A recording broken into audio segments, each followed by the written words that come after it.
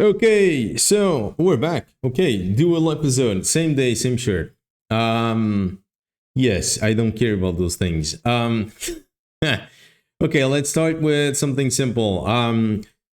This is a sarcastic vlog. In case you're new to it, I have fun talking about stuff, mostly security-wise, and others alike. Okay, stuff that smells bad.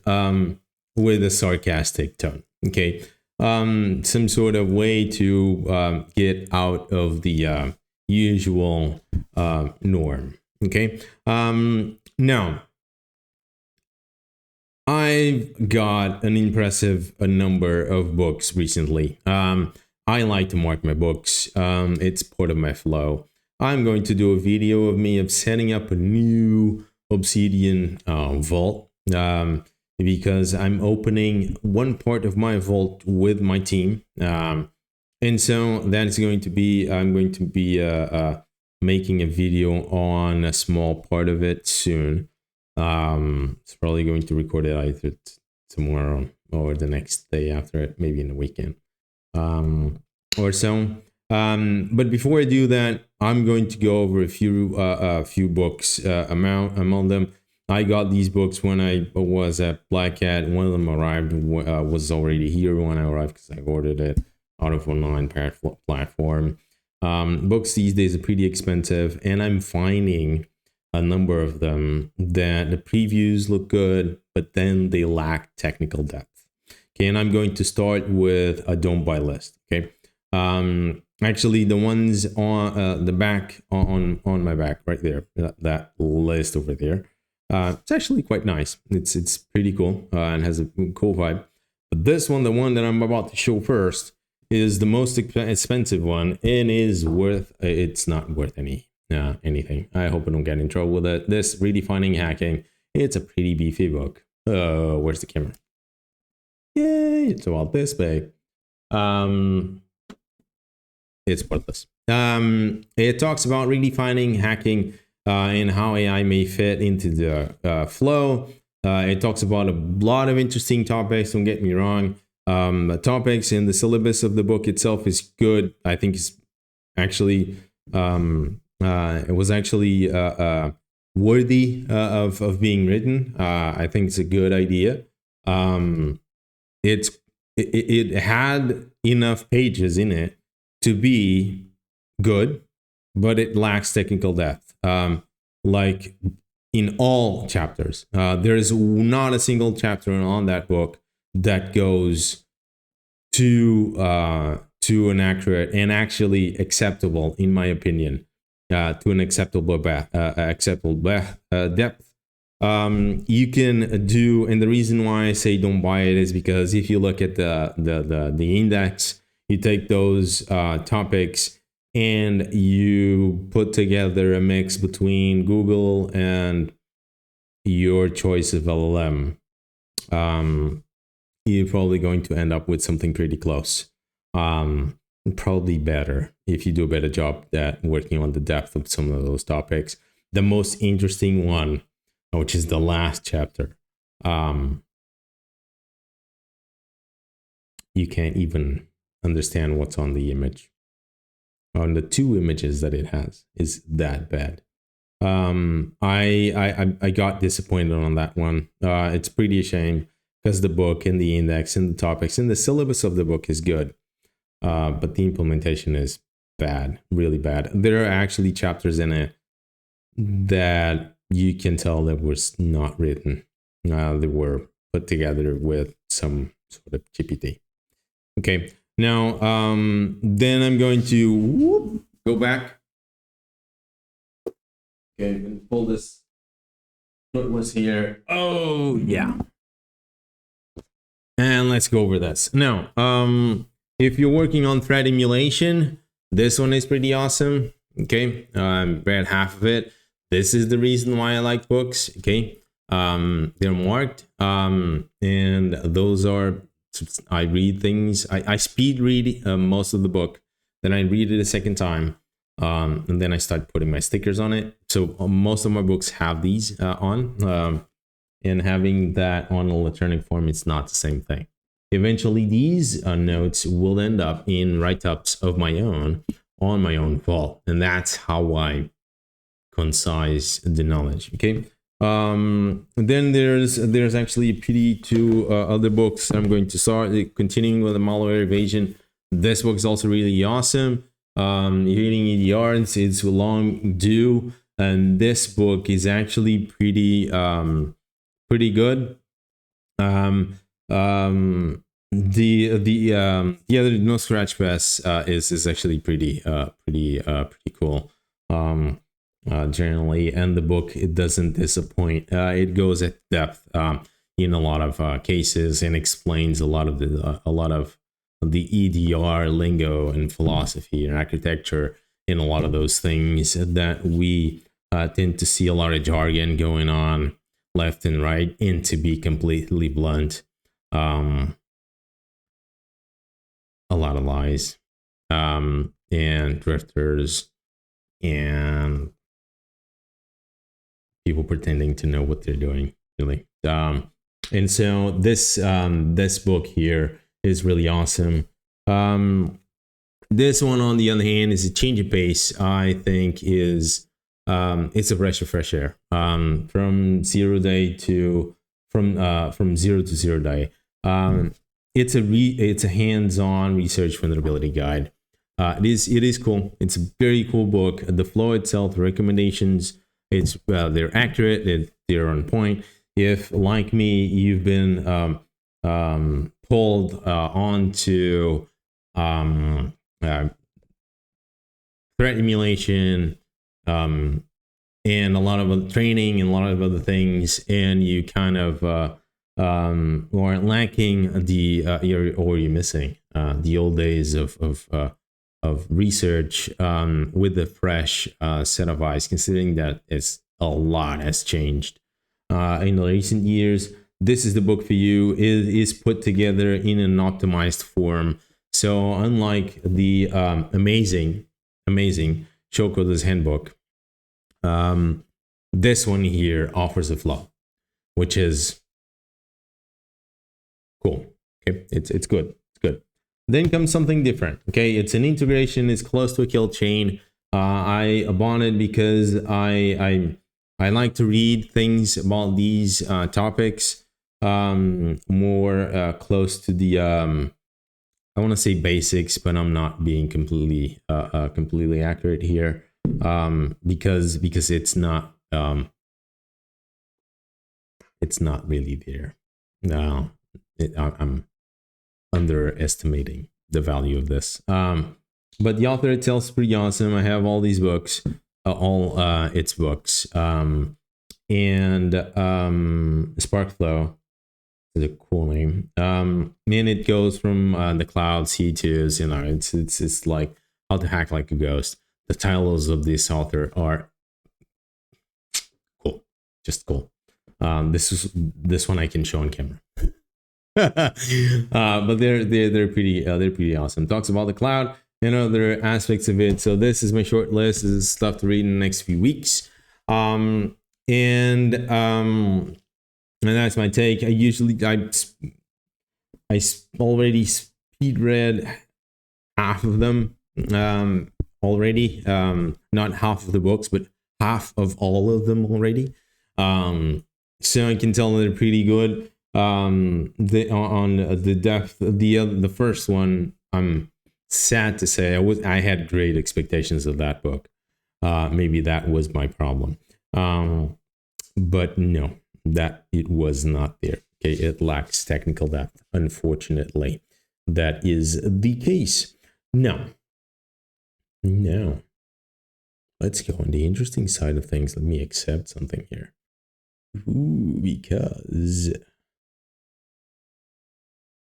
let's be sarcastic for a moment already.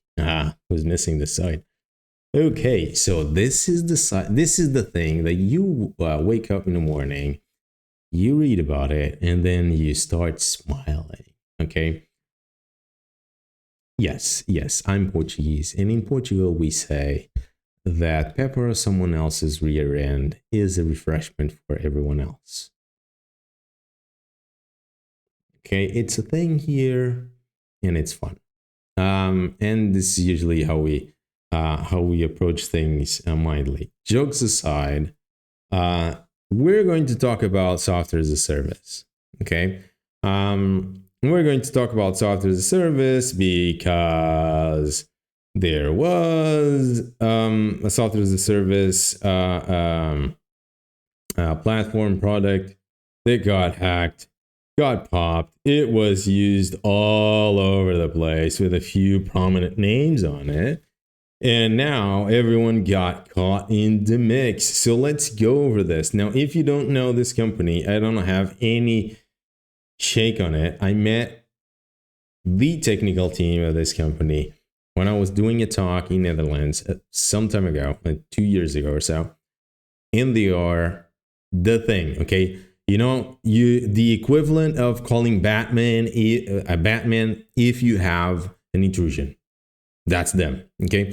There's only 2 companies on my list where I can say clearly that technicality reigns inside for incident response. This is one of them, okay?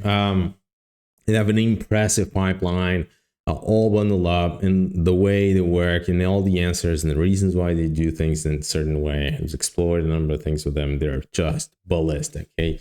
That good, yes. And so I chose this blog post here showing something different. Now, this is the software as a service. It apparently got breached, and then the pain starts because for once, okay, contrary to what we've seen in the past, where you acquire a piece of software you decide to use, you would eventually end up in a pen testing pipeline. You would test it, and then would have either you would actually not go forward with a buy, or you would go, but you would basically would result in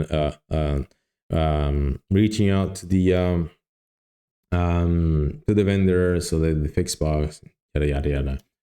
You know how that goes. If you don't, let me know. We can explore that in an episode, maybe. Or read the From Zero to Zero Day, because that's there.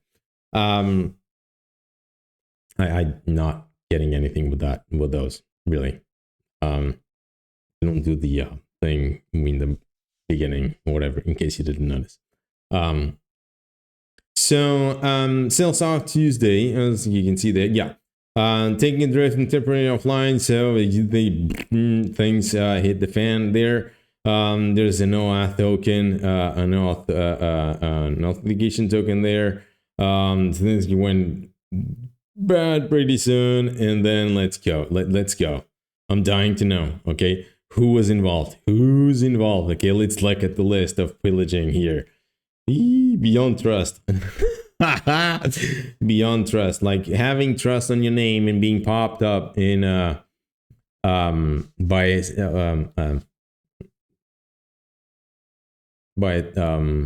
partnership. Let's put it that way. How do you explain this to your clients? Yeah, Buckcrop. Cool. Cattle Networks. That's a fun name. Cloudflare. Cloudflare. Ooh, this is going to get. Oh, this gonna hurt. This is going to hurt. This is the kind of stuff you read in the morning and say, this is good news. This is good news. Now, if you're on the defense and you say you're crazy, you're probably right. CyberArk, Dynatrace, Elastic, Flasky, Google Workspaces, Keep, JFrog, Megaport, PagerDuty, Palo Alto Networks, Qualities. On sign on that front, they've been publishing quite a good research recently, and then a few Tenable as well. I've been on the booth of Tenable like at this year, and I'm impressed to say that what I've been shown, it's been a while since I took attention to their products, to be fair, but the offering was actually pretty good, pretty solid. It didn't just look good, but actually had a fairly decent and quite thoughtful set of features for for the offer that they were trying to reach and the public they were trying to reach. So little to no sugarcoating, useful stuff. So yeah, but hey, you're using SaaS, so you're on the list. Zenscaler and whatnot. So why am I pulling this? Why am I pulling SaaS as a service? And why am I recording a dual video here? I left a book down here. This is a book from my brother.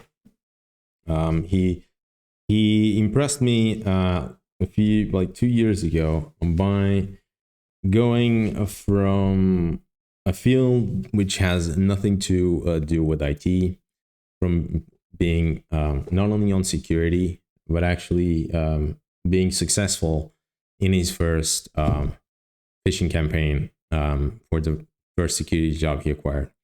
So this book is for him.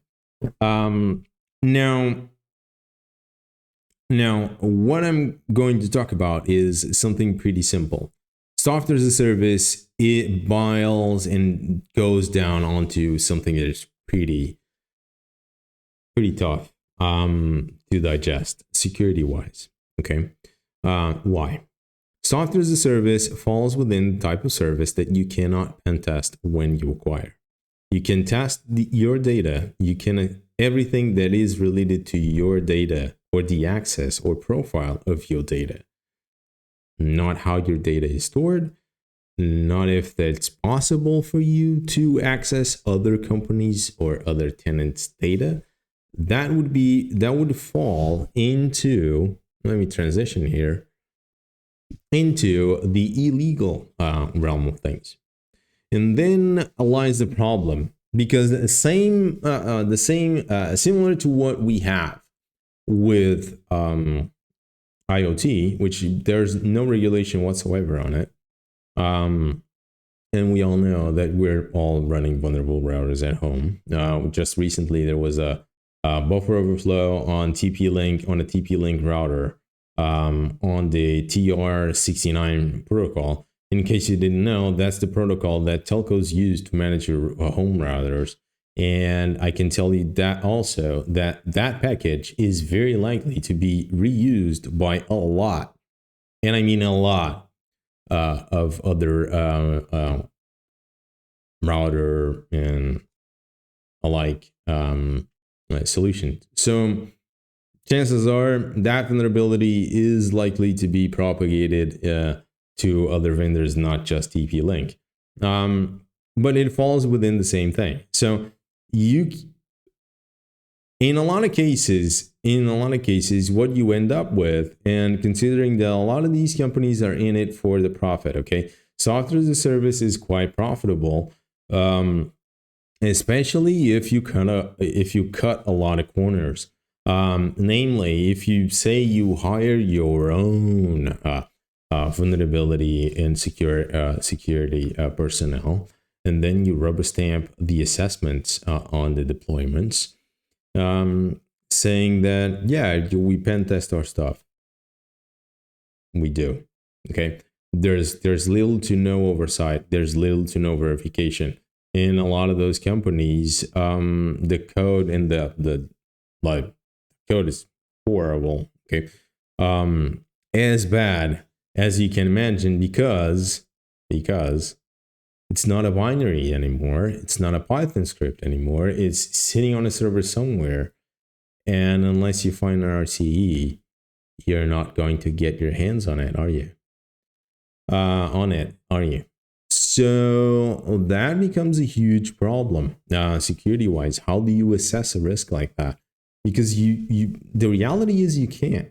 You might have an idea based on the size of the software as a service platform that you're using, based on the number of clients that you may estimate that they have, because in a lot of cases, in some of these, there are NDAs involved. But things like this can only happen when someone is cutting corners on security. And I've been saying this in our videos already. And that is something that I see in the field a lot. Most of the time, companies are attempting, and I have like piles and piles of recruiting attempts by consulting companies, like general consulting companies, the same type of companies that I used to work with when I was working and deploying telco solutions and stuff, in CRMs and stuff, for them to build their own teams internally to optimize cost on security. Okay. It is a thing. Numbers is the end goal. Fortunately or unfortunately, the security field is one of those fields where everyone knows everything. There's an unfortunate low number or small number of people working in this field that actually know what they're doing. And so it makes things difficult to go around. In one case, in this case, I think it's for the better, really, because if that wasn't it, if we had more people looking for the first opportunity in security, falling into a trap like that, there's not much. There isn't great future for you. In that sense, especially if you used to work for an application that is used by a lot of the companies of the size that we've seen in this list, and then it gets popped by a ridiculous bug like that. Okay. Nope. No, we need solutions. I'm not a politics individual. But I think something is due in this case. We really need to get this under control, because hiding things is not going to solve the problem. It's going to create more problems. We also know that the state-sponsored attacks are on the rise. They have been on the rise for a very long time now. And it can only get worse. Okay, that's a blank check. That's not. He's your scope. The world is your scope. Okay, if you have an opportunity to work for one of those cases, I wish you good luck, because you're going to have a lot of fun. I bet. Without ever having stepped foot on it. Stressful, yeah. It's probably going to be, but. Ooh, fun. I bet it's going to be fun, because imagine yourself not having any limits on what you can assess. All your curiosities will be answered. Is this safe? Is that safe? That you may also know. That is something that is worrying me. This is why I enjoy these hacks so much. Every time we have a crack once, hack everything kind of scenario, I get really happy. I get really smiley, and it really makes my day, because it's another opportunity for us to understand that people are lacking. They're not doing their job. They're not doing their pen tests. They're not doing their security assessments. They're lacking. They're slacking. They're saving money. They're saving costs, and a software as a service in this case acts as a shield. So I think that is one of the cases where I can say, this is why I believe in full disclosure. I believe in full disclosure because full disclosure gets you more attention than a CV. Okay, if you follow the full disclosure mailing list, every time a 9 or 8.5 or any kind of interesting bug falls on that mailing list with a proof of concept, it's like wildfire. Okay, everyone jumps on it right away. Okay, and so more than just bug bounties, where people only report things if they are sure that they're going to get a kickback. It's not always like that, but in a lot of cases it is. Then these sort of things dwindle, and let's keep it real for a second. If we start talking about state sponsored attacks, don't want to get too far in the tinfoil hat, but if you're talking about state sponsored attacks, budget is not really a problem, is it? Nobody really knows what governments do with the money that we give them every month or every year in taxes or so, right? So that is the episode, the second drop of the day. If you've been affected by this software, if you use this software, my condolences. My condolences. Just brace yourselves. Stay safe in that moment. The company that I mentioned in the link might reaching out to that one might be useful, especially if you're near Netherlands. This is one of the regions that they operate on, and they're quite good. Again, not trying to sell anything. But they're that good, and then by now I think you should probably suspect that when I do that sort of unscripted publicity, it's because it's impressive. Their work is really impressive. So yeah, that's going to close that for today. And just keep having fun. Just choose something, pick something for the weekend, take it apart, and maybe find a bug. Maybe have fun doing it, and write about it. Make a video about it. Just send it to full disclosure. Have fun with it. That's most of and above everything else. Just have fun. See you on the next one.